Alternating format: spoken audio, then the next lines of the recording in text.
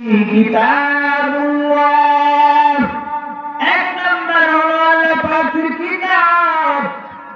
এই কিতাবের কত দাম জানো করে মুসলমান। এই কিতাব আমাদের ধর্মীয় গ্রন্থ আল কোরআন। দা কোরআন ইজ আওয়ার ডিভাইন বুক। কোরআন হলো আমাদের ধর্মীয় গ্রন্থ। কথা বলেন ঠিক না? এটা হলো আমাদের উপদেষ্টা। কথা বলেন ঠিক না? এই কোরআন বান্দাকে অন্ধকার জগৎ থেকে টেনে টেনে আলোর দিকে নিয়ে আসে। চলে বলেন সুবহানাল্লাহ। বান্দাকে টেনে টেনে আলোর পথে নিয়ে আসে। চলে বলেন সুবহানাল্লাহ। এই কোরআনে এত দাম।